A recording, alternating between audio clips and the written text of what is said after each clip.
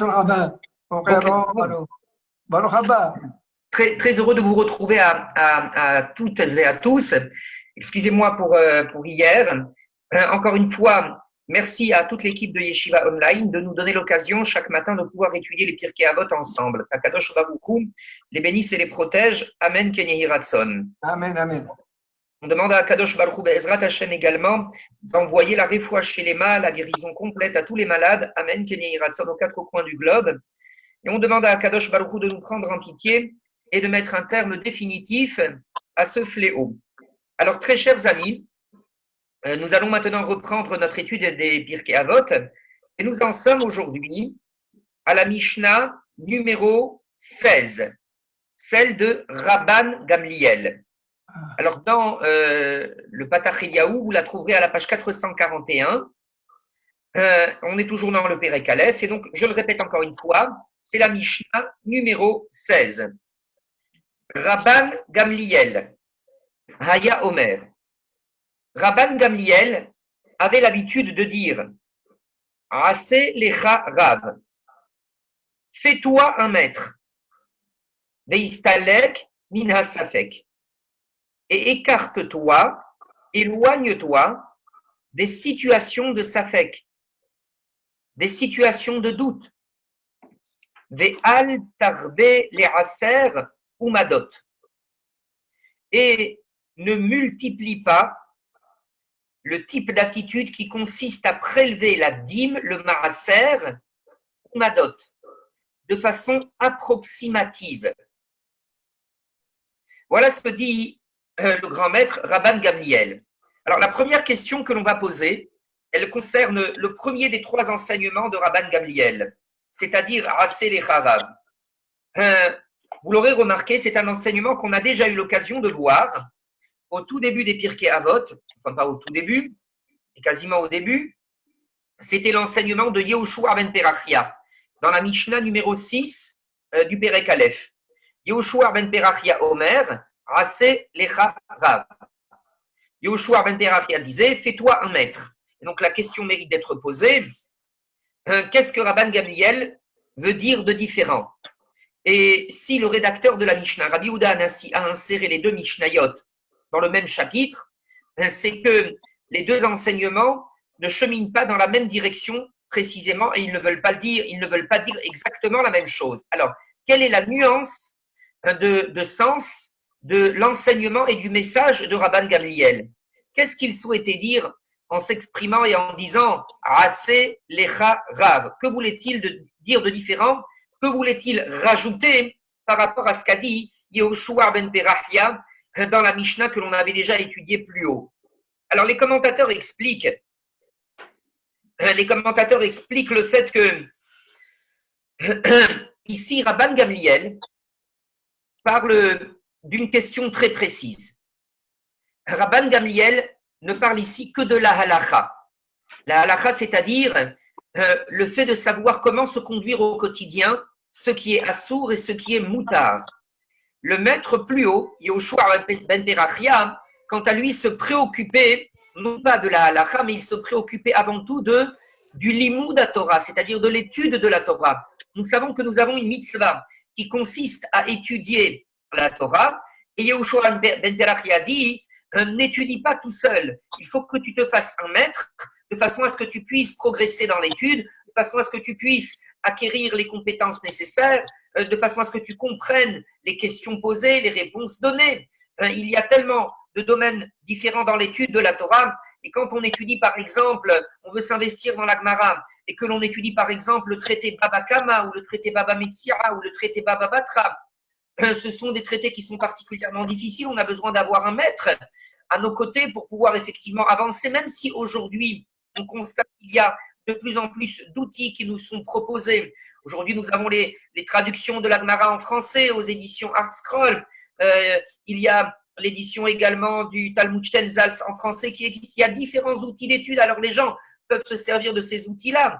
Mais en réalité, ces outils-là ne remplacent pas le contact avec le maître. il ne remplace pas le contact avec un maître qui est compétent en la matière, qui est capable de nous enseigner la Gemara, qui est capable de nous enseigner le Talmud comme il faut pour ne pas que l'on se méprenne, pour ne pas que on se trompe au niveau de notre compréhension de l'étude.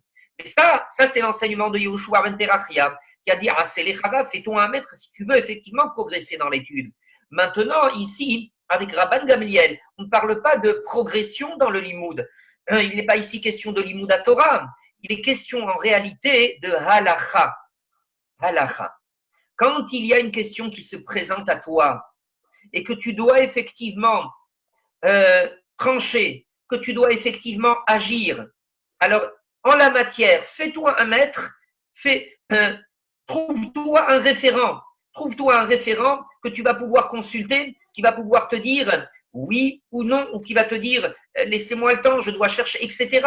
Mais trouve-toi un référent, c'est-à-dire un maître qui va te dire si oui ou non la situation devant laquelle tu te présentes, eh bien, il t'expliquera si oui ou non, est-ce que c'est assour, est-ce que c'est moutard, ce que tu devras faire, ce que tu ne devras pas faire. Donc, Rabban Gamliel nous dit assez les Charav. On va donner un exemple très simple. Si quelqu'un se trouve confronté à une question de halakha, j'en sais rien, par exemple, il y a une cuillère de lait qui est tombée dans une marmite de viande. Et puis, il se demande effectivement qu'est-ce qu'il faut faire en la matière. Alors, s'il se met à agir, on va dire en se disant, ah ben, c'est pas grave, je vais tout jeter, je jette la cuillère, la marmite, le contenu du plat, etc. Comme ça, au moins, effectivement, j'aurais évité tous les problèmes et j'aurais évité toutes les difficultés. Cela aussi n'est pas une attitude. Parce que agir, on va dire, dans le sens de la khumra, c'est-à-dire de l'attitude la plus excessive et la plus sévère qui soit, ce n'est pas non plus une attitude. La première obligation, c'est d'abord de consulter l'autorité rabbinique, de consulter le rabbin qui est expert en matière de halakha. On n'agit pas, ni safek, c'est-à-dire dans le doute, on n'essaye pas effectivement de rester dans une situation de doute. On essaye d'abord de consulter l'autorité rabbinique. Quand quelqu'un n'a pas d'autorité rabbinique à consulter, qu'il est dans une situation où il n'a rien à sa disposition, alors effectivement, comme dit le dicton, dans le doute, abstiens-toi. Mais par contre, quand il y a une possibilité de consulter des autorités rabbiniques, de consulter des rabbinim qui sont experts dans le domaine de la halakha, c'est de cette façon-là qu'il faut agir. Et il ne faut pas non plus, effectivement, il y a certaines personnes qui aujourd'hui se disent, Baruch Hashem, on a des livres de halakha à notre disposition. J'ai déjà eu l'occasion de faire la beracha. On a des livres de halakha à notre disposition en français. Baruch Hashem, il y a des Yalkut Yosef en français, il y a des Kitzur Shulchan Aruch en français. Alors, je vais ouvrir les livres et puis je vais regarder. Et puis, à partir de là, je pourrai trancher. Ce qu'il faut savoir, c'est que on ne peut, on va dire, se servir d'un outil de ce type-là que si la situation qui est présentée dans le livre correspond exactement à la situation devant laquelle on se trouve. S'il y a un détail qui change, même un tout petit détail, on ne peut pas effectivement dire, étant donné que dans le livre j'ai vu ça, dans la situation que je suis en train de vivre et qui est quasiment similaire, alors je pourrais dire également que, on va dire que la halakha sera la même. Ce type d'attitude est une attitude qui effectivement est incorrecte, parce que même un tout petit détail dans la halakha peut changer la donne, peut changer le psak-din, peut changer effectivement la décision finale. Donc on ne peut pas simplement se dire, je vais aller voir ce qui est écrit dans le livre de halakha en français, et en fonction de cela, approximativement, je pourrais savoir ce qu'il faut faire ou ce qu'il ne faut pas faire. Il n'est pas question d'approximation. Donc, encore une fois, Rabban Gamliel nous dit, la première attitude à avoir, c'est d'abord celle d'avoir un rav qui va servir effectivement de référent en matière de halakha et auprès duquel on va pouvoir effectivement poser nos questions et recevoir des réponses claires, recevoir des réponses nettes et précises.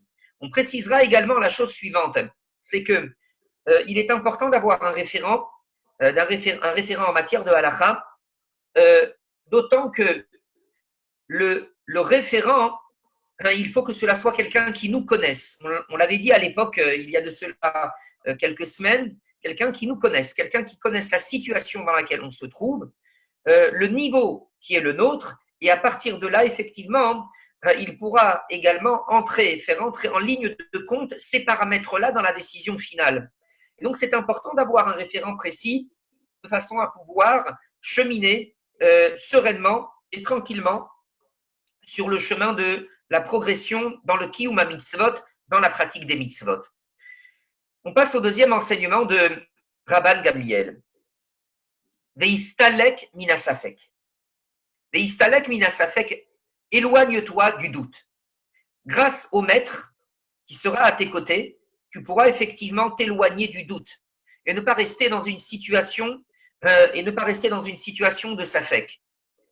Le doute, comme on vient de le dire, être dans une situation de doute et adopter, on va dire, la position la plus intransigeante et la plus sévère, n'est pas l'attitude à adopter quand on a un maître à nos côtés ou quand on a un maître que l'on peut contacter, auquel on peut téléphoner et qui pourrait effectivement nous donner, on va dire, la marche à suivre.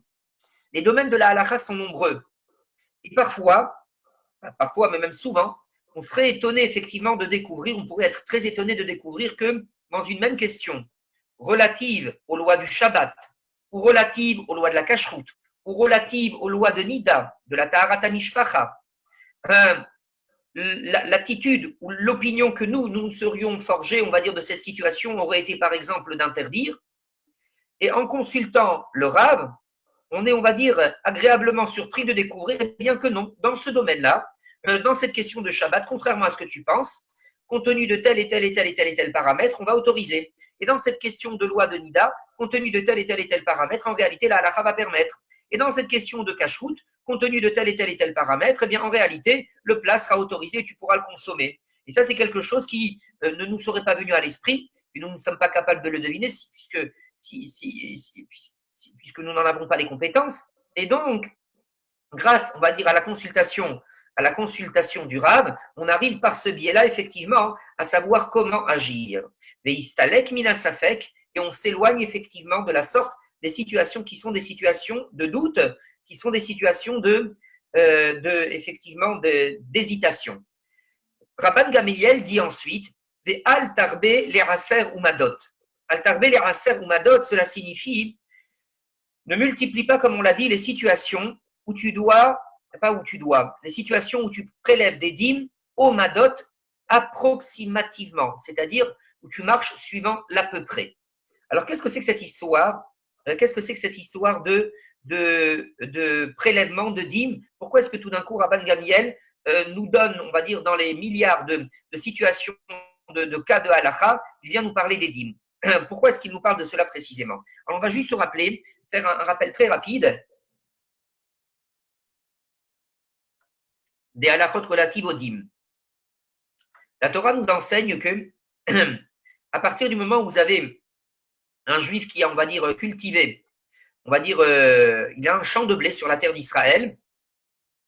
Alors, quand il a récolté son blé, et puis ensuite qu'il en a obtenu un certain tas, au bout, on va dire, d'un certain nombre de semaines de travail, alors le tout premier prélèvement qu'il doit apporter, c'est la terouma gedola. C'est la terouma que l'on doit remettre au Kohen Gadol. Oh, excusez-moi, au Kohen. Ensuite, après avoir effectué le prélèvement de la terouma, la Torah ne précise pas la quantité précise de la terouma. Les Rachamim, eux, ont donné des critères. Donc, je passe sur la question de la terouma. Après avoir donné une certaine quantité pour la terouma au Kohen, l'agriculteur juif doit ensuite donner 1/10 au Lévi. 1/10 de ce qui reste au Lévi. C'est ce qu'on appelle le marasser. Et puis ensuite, le Lévi qui reçoit ce marasser doit ensuite lui-même donner 1/10 de ce qu'il a reçu au Kohen, à titre de terouma provenant du Lévi. Et puis ensuite, l'agriculteur, après avoir effectué ces prélèvements-là, il doit encore mettre de côté une deuxième dîne, qu'on appelle le marasser sheni, à partir de ce qui reste, qu'il devra ensuite consommer à Yerushalayim. Et puis ensuite, à l'occasion, vous savez qu'il y a un cycle de Shemitah. D'ailleurs, c'est l'objet de la paracha également de la semaine.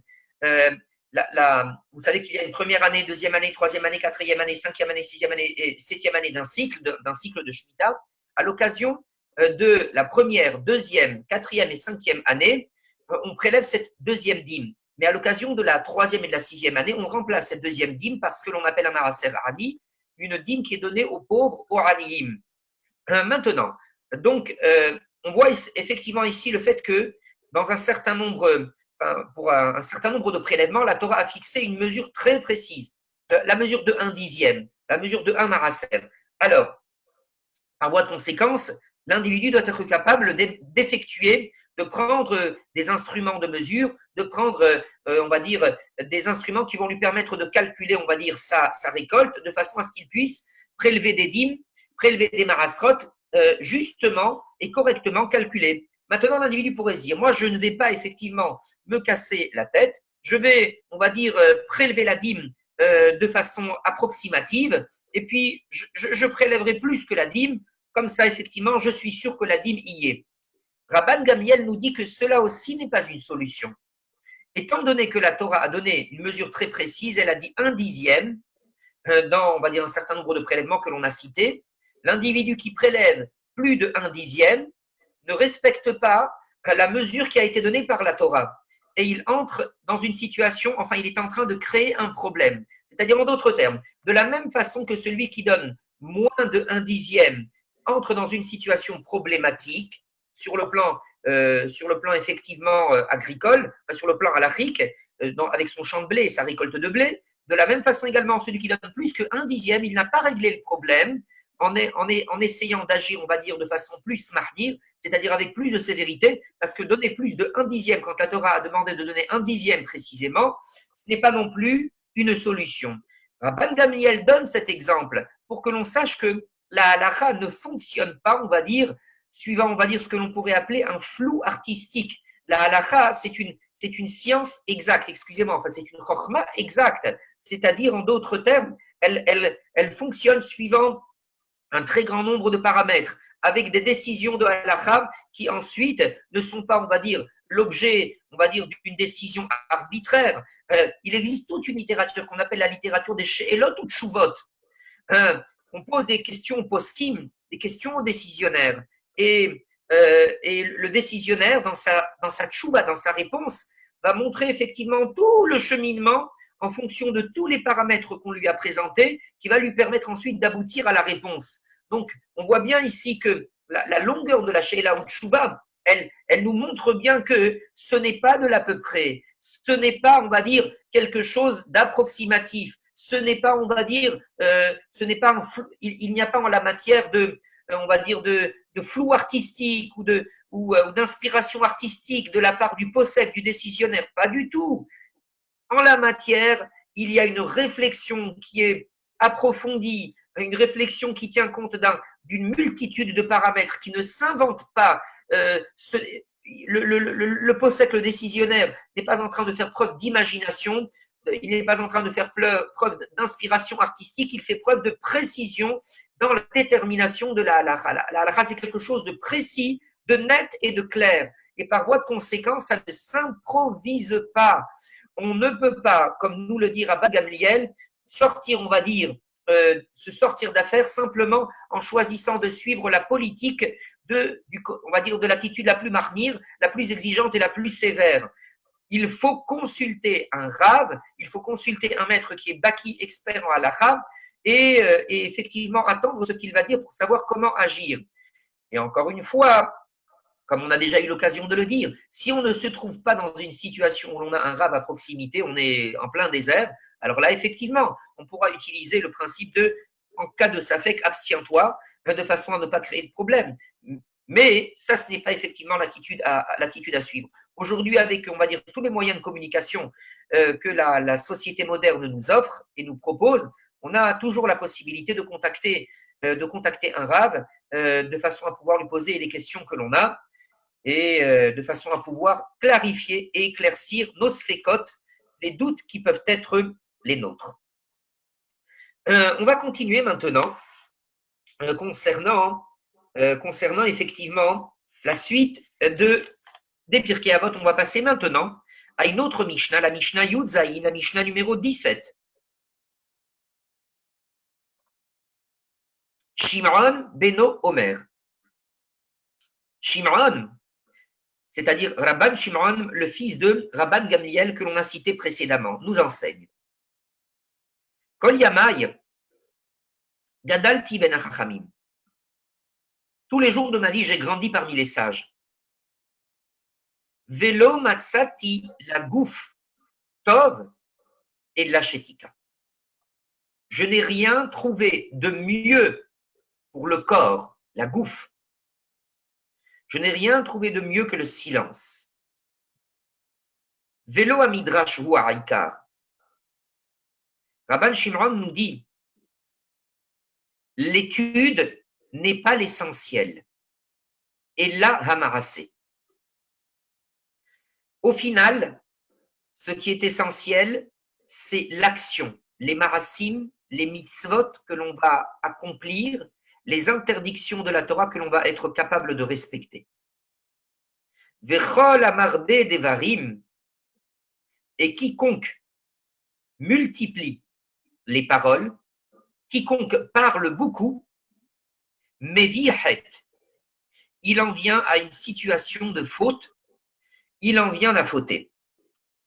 Voilà ce que nous dit Shimron Beno, c'est-à-dire Rabban Shimron, le fils de Rabban Gamliel, qui a été cité préalablement. Alors, l'enseignement qu'il est en train de nous dire, les trois enseignements sont des enseignements qui sont extrêmement importants.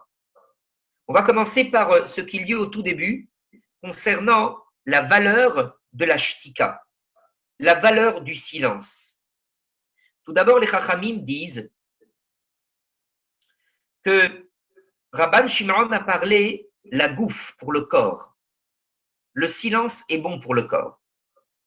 Par contre, en ce qui concerne l'aneshama, pour ce qui concerne l'aneshama, ce qui concerne l'âme, et ce qui est, on va dire, la nourriture de l'âme, c'est-à-dire les mitzvot, c'est-à-dire en particulier les mitzvot qu'on réalise par la parole, c'est-à-dire le limud à Torah, l'étude de la Torah, et les propos de Tefila, les paroles de Tefila, alors là, il faut agir befé malé, avec une bouche bien ouverte, une bouche bien explicite et des paroles bien explicites. La Torah ne s'étudie pas mentalement. La Torah, il faut l'exprimer par des paroles. On va dans un Beth Midrash, on est à la maison, et on étudie la Torah, non pas dans le silence, d'Ishtika, on étudie la Torah verbalement, avec, on va dire, toute l'énergie de notre corps, toute l'énergie de notre bouche, pour s'investir dans la Torah. Là, vous pourrez remarquer que, puisque l'on parle du Limoud à Torah, que, on va dire, ce qui constitue, on va dire, le temple du savoir on va dire, dans notre tradition, c'est la yeshiva, le Beth Midrash. Le temple du savoir, on va dire, autour de nous, ce sont les bibliothèques. Dans une yeshiva ou dans un Beth Midrash, vous entendrez un bruit faramineux. Il y a énormément de bruit. Dans une bibliothèque, c'est le silence le plus total. Ce sont deux modes d'apprentissage de la connaissance qui sont totalement différents. Dans une yeshiva ou dans un Beth Midrash, on se met à crier, on se met à parler des faits malais. C'est tout le corps qui, on va dire, qui s'investit, on va dire, dans cette étude-là. Et on va dire, c'est tout le corps qui produit de l'énergie pour pouvoir étudier cette Torah-là. Et c'est de cette façon-là que l'on doit étudier la Torah, avec l'investissement du corps, l'investissement de la bouche, avec toute l'énergie qui peut se dégager de l'être et de la personnalité. Par contre, en ce qui concerne les autres domaines, les Chachamim nous recommandent. Ils nous recommandent de veiller à la shtika, de veiller au silence. Alors, cela fait appel, on va dire, à de nombreux enseignements de nos Chachamim et des paroles du Tanakh. On citera tout d'abord le verset central de Shlomo Amelech. Shlomo Amelech qui dit « Shomer piv ulshono shomer mitzarot nafsho ». L'individu qui garde sa bouche et sa langue, shomer mitzarot nafsho. Il préserve sa personne, mitzarot nafsho, des malheurs qui pourraient l'atteindre. C'est-à-dire, en d'autres termes, quand on est capable de respecter ce principe du silence, on est en train, en d'autres termes, de prendre le meilleur calmant, le meilleur apaisant, on va dire, pour notre propre santé. Cultiver cette valeur de la shtika, c'est être capable, on va dire, de cultiver une forme de bien-être, une forme de sérénité, une forme également, on va dire, de pondération. Ce que dit ici Rabban Shimon ben Gamliel rejoint également ce que les Anshe Knesset Agedola ont dit au tout début des Pirkei Avot. Et vous, metunim badin, soyez pondérés dans vos prises de décision. Ici, Rabban Shimon ben Gamliel qui nous dit cultiver la valeur de Shtika, il va dans le même sens et plus loin encore. Ne vous précipitez pas pour parler. Ne vous précipitez pas pour répondre. Soyez capable d'être à l'écoute. Soyez capable de cultiver la valeur du silence. Et il y a des Chachamim qui ont dit très joliment. Quand on regarde notre visage, on pourra constater que Akadosh Baruch Hu nous a donné 2 oreilles et une bouche. Akadosh Baruch Hu aurait pu nous donner 2 bouches et une oreille, par exemple. Bon, concernant les questions d'esthétique, c'est autre chose, mais Akadosh Baruch Hu a fait en sorte de nous donner 2 oreilles et une bouche. Pourquoi? Certains commentateurs disent, c'est pour que l'on apprenne que dans notre vie, on doit être capable de plus écouter que de parler. 2 oreilles et une bouche. On écoute beaucoup et on parle un peu moins. Et les Chachamim disent, les commentateurs disent également que quand quelqu'un est capable de cultiver la mida de la shtika, c'est-à-dire la vertu du silence, la parole qui émergera ensuite de sa bouche aura beaucoup plus de poids que la parole d'un individu qui parle à tort et à travers sans s'arrêter et sans cesser de le faire.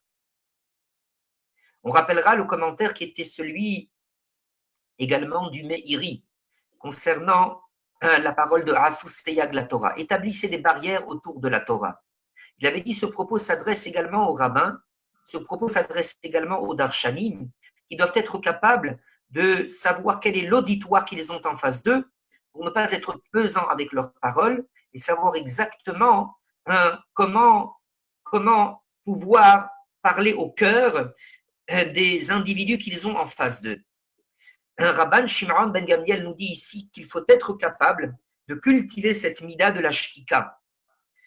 Toujours également, en ce qui concerne cette shtika-là, cette vertu du silence, on rappellera ce que nos Chachamim nous disent, qu'Akadosh Baruch Hu fait tenir le monde grâce aux individus qui sont capables de garder le silence, Kesheshomrim et Patam, quand ils entendent l'humiliation ou les vexations qu'ils peuvent subir. Les gens qui agissent de la sorte constituent de véritables héros, constituent de véritables giborim, qui permettent au monde de pouvoir exister et qui permettent au monde de ne pas exploser et de ne pas imploser. Rabban Shimon ben Gamliel, on va continuer sur la deuxième partie de cet enseignement. Rabban Shimon ben Gamliel nous dit Velo hamidrash hu ha'ikar, illa ha'maraseh. Après avoir beaucoup insisté sur le fait qu'il fallait cultiver la shtika, le silence, on va dire dans tout ce qui ne touche pas, on va dire aux paroles de Torah et aux paroles de Tefila, on pourrait être tenté de penser que à partir du moment où on investit un maximum d'énergie et de temps dans la Tefila, dans le Limoud à Torah, qu'il y a Tsanoui et des Chova que nous nous sommes acquittés de nos obligations. Et Rabban Shimon ben Gamliel vient nous dire Tédar, sache que même Afilu Limoud à Torah, Kedoshash, Elecha Mida Tova Yoternisé, même l'étude de la Torah qui est considérée comme étant une mitzvah, qui est Shkula Keneget Kola Mitzvot Kula, qui équivaut à toutes les autres mitzvot et qui est supérieur à toutes les autres mitzvot, malgré tout, l'étude de la Torah doit impérativement, de façon absolument catégorique, mener à l'action, mener au respect des mitzvot, au kiyum mitzvot. Ve'adoresh ve'eno mekayem, quant à celui qui étudie et qui n'accomplit pas, qui ne met pas en action, qui ne traduit pas son étude par un changement dans son quotidien, par une pratique des mitzvot, Noach lo imaya shotek velo ayadoresh, dit le Barthénora. il eût été préférable qu'il se taise, vélo ayadoresh et qu'il n'étudie pas. Voilà comment s'exprime le Barthénora, façon de dire que l'étude doit impérativement ensuite être capable de nous mener à l'action, impérativement être capable de nous conduire à un changement dans notre quotidien. Rabban Shimon ben Gamliel continue et dit Vechol amarbe devarim. Il faut retenir le principe suivant lequel tout individu qui parle beaucoup, qui parle trop, mevi het, il en viendra à fauter, il en viendra à commettre des erreurs. Il y a un très bel enseignement qu'on retrouve dans les paroles de nos Chachamim qui commentent les Pirkei Avot. Ils font tous référence au Marasé Bereshit, pas au Marasé Bereshit, mais à un événement qui est rapporté dans la paracha de Bereshit concernant Adam et Chava. La Torah nous dit que Akadosh Baruch Hu a donné un certain nombre de mitzvot, il a donné un certain nombre de recommandations à Adam Arishon. Il lui a donné une mitzvah à respecter. Akadosh Baruch Hu lui a dit Lotochal, tu ne devras pas manger de l'arbre de la connaissance du bien et du mal. Lotochal, ça je t'interdis de le faire. La Torah nous raconte, les Chachamim nous racontent que lorsque Adam Arishon a retransmis à sa femme l'ordre d'Hachem, la mitzvah d'Hachem, il a modifié les propos d'Akadosh Baruch Hu. Il a rajouté des éléments supplémentaires qu'Akadosh Baruch Hu n'avait pas dit. Il a dit à sa femme, Akadosh Baruch Hu nous a dit de ne pas manger de cet arbre et de ne pas toucher à l'arbre. La femme, Hava, quand ensuite elle s'est retrouvée confrontée avec la séduction du Nahash, du serpent, elle a dit au serpent, Akadosh Baruch Hu nous a dit de ne pas manger et de ne pas toucher de cet arbre. Le serpent l'a alors poussé contre l'arbre et puis il a fait remarquer à la femme, il lui a dit, regarde, tu as touché cet arbre et rien ne t'est arrivé. De la même façon, qu'en touchant cet arbre, rien ne t'est arrivé, eh bien de la même façon également, quand tu mangeras de cet arbre, rien ne t'arrivera. Et voilà comment, à cause de la tosséfet, c'est-à-dire de l'élément, de la parole supplémentaire, de la parole inutile prononcée par Adam à l'attention de sa femme, la recommandation supplémentaire qu'il lui a adressée qu'Akadosh Baruch Hu n'avait pas donnée, à cause de cela, Hava a fauté. C'est cet élément-là, cette parole supplémentaire qui a conduit à la faute de Hava et de Adam et qui a conduit ensuite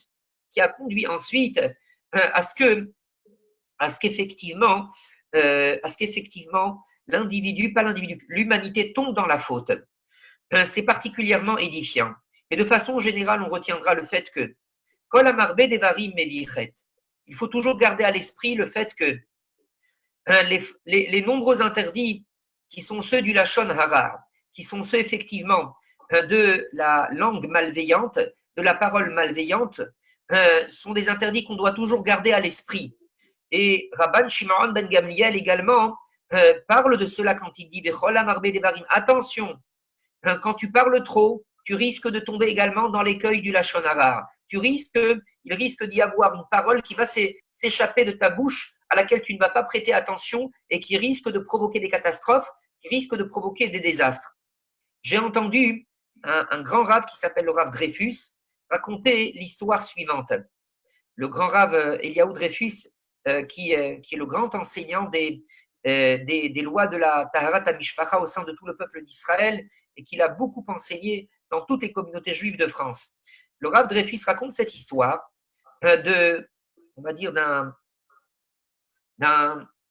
vous savez qu'en Israël, et en particulier, il y a de cela, on va dire, quelques années, voire quelques décennies, lorsque l'on voulait, on va dire, déposer, on va dire, un paquet, on va dire, auprès d'une famille qui habite dans une autre ville, quand on apprenait que quelqu'un prenait l'autobus pour aller dans telle ville, ou bien on lui demandait, est-ce que tu peux me rendre ce service et déposer puisque tu te rends dans cette direction, dépose le paquet dans cette direction, à telle famille. Et il a raconté qu'un jour, il y avait une famille, un couple, un homme et une femme, qui étaient, on va dire, comme on dirait en hébreu, un petit peu tamim tous les deux, un petit peu tamim. Tamim, ça veut dire un peu naïf. Des gens un peu naïfs, une femme un peu naïve, un mari un peu naïf. Donc des gens pas forcément, j'allais dire, pas forcément futés, qui avaient 2 enfants. Et un jour, le père de l'épouse, qui habitait dans une autre ville, il a voulu envoyer un paquet donc à sa fille contenant je ne sais quoi, peut-être des aliments, peut-être autre chose. Et il s'est adressé à quelqu'un qui devait effectivement revenir dans la ville dans laquelle habitaient son gendre et sa fille. Et alors il lui a dit, dis-moi, est-ce que tu peux remettre ce paquet à telle famille, à un tel? Et le monsieur qui a réceptionné le paquet a dit, à qui vous faites référence à ce Meshigené? Meshigené en yiddish, ça veut dire un monsieur pas très intelligent. Ça ressemble un peu au terme de Meshuga en hébreu, qui veut dire le fou, mais c'est moins fort, moins péjoratif. Enfin, pas moins péjoratif, mais c'est moins fort. C'est une façon de désigner quelqu'un qui, on va dire, pas très clair dans sa tête, ou pas très futé, etc. Et donc, il lui a dit, à qui vous voulez que je remette ce paquet-là? Au Michigan, à tel monsieur, le Michiganais? Et l'autre a entendu ça lui a complètement travaillé la tête et complètement travaillé l'esprit. Et ça l'a tellement travaillé, ça l'a tellement remué, hein, qu'il il a décidé effectivement de pousser sa fille au divorce. Et toutes les personnes qui par la suite ont essayé de s'interposer pour faire en sorte que le couple reste ensemble et que le couple, effectivement, qu'il y ait ce shalom bayit, cette paix au sein du foyer, rien n'y a fait. Finalement, le couple a fini par se séparer. Et par la suite, les enfants de ce couple ont même quitté la pratique de la Torah et la pratique des mitzvot. Tout cela parce que l'individu, au départ, avait eu cette plétatpé, ce mot qui lui avait échappé, qu'il avait sorti comme si de rien n'était, en disant, à qui voulez-vous, à ce Meshigané-là? Ce mot-là qu'il a fait sortir de sa bouche a été à l'origine de conséquences qui ont été complètement catastrophiques. Un mot qui est sorti de sa bouche est devenu complètement dévastateur. Et c'est un constant rappel. Un constant rappel. C'est effectivement toute l'idée centrale contenue ici dans l'enseignement de Rabban Shimon ben Gamliel. Autant effectivement, les paroles de Torah sont des paroles qui effectivement nous apportent la vie, autant les paroles de Tefila sont des paroles qui nous apportent la vie, la bracha, la lumière d'Hachem. Mais autant effectivement, on va dire, dans le domaine de la relation à autrui, on doit être systématiquement sur nos gardes. Et aujourd'hui, dans la période que nous vivons, effectivement, où chacun chemine avec un masque, on se rend compte effectivement des dangers, on va dire, représentés par les postillons qui sortent de notre bouche. Alors, les gens ne devraient pas simplement se focaliser sur les postillons, ils devraient se focaliser sur le contenu des mots qu'ils prononcent, qui sont capables d'être absolument destructeurs et d'être d'une très grande nocivité. Ça, c'est l'enseignement de Rabban Shimon ben Gamliel, qui constitue effectivement un enseignement cardinal.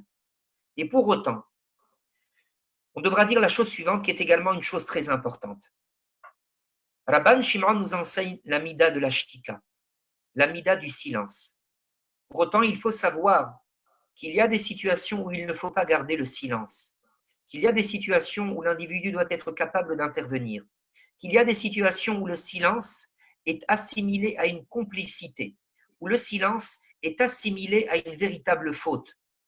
On nous raconte dans la Gemara cette histoire très édifiante de Shimon ben Shattah, qui a convoqué un jour à Yanaya Melech, le roi Alexandre Janet, concernant effectivement une affaire de meurtre, parce qu'il avait tué son serviteur. Et il l'a convoqué.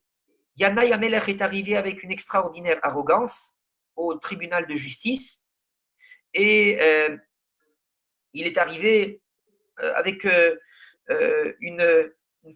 façon très hautaine et très arrogante. Et il était assis. Shimon ben Shattah lui a dit, mais lève-toi. Quand on se présente devant le Beth Din, on doit être debout. Alors le roi Yanaï a dit à Shimon ben Shattah, toi je ne veux pas t'écouter, je veux savoir ce que pensent tes collègues, les Dayanim qui sont à ta droite et à ta gauche. Si eux me disent de me lever, alors je me lèverai. Et Shimon ben Shattar s'est tourné vers sa droite et il a remarqué que les Dayanim tournaient le visage, qu'ils regardaient, comme on dirait aujourd'hui, sur leur téléphone, en train d'envoyer des messages, etc., qu'ils regardaient en l'air, etc., faisant mine de ne pas voir.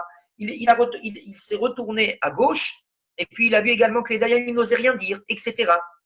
Et là, Shimon ben Shattar leur a dit, vous agissez comme ça de la sorte, sachez que Akadosh Baruch Hu vous renverra effectivement le retour de manivelle pour votre indifférence et votre complicité. Par la suite, effectivement, la Gemara raconte que Yana Yamelech a fini par tuer tous les Chachamim, que les sages qui étaient présents à ce Beddin, et puis ensuite, Shimon ben Shattar a été le seul qui a été rescapé.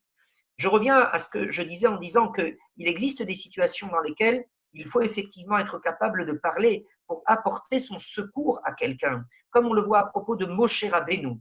À propos de Moshe Rabbeinu, où la Torah nous raconte que quand Moshe Rabbeinu a vu que il y avait un Égyptien qui frappait un Hébreu, il est intervenu, il ne s'est pas muré dans une sorte d'indifférence, il ne s'est pas dit cela ne me concerne pas, je les laisse tous les deux s'empêtrer, on va dire, dans leur, je laisse cet Hébreu, on va dire, dans sa détresse et je m'en fiche. La Torah nous raconte pour la deuxième fois, le lendemain, quand il a vu un Hébreu qui était en train de frapper, qui allait frapper son frère, il s'est adressé à lui, il lui a dit « Rachar lama takerecha » pourquoi est-ce que tu frappes ton prochain?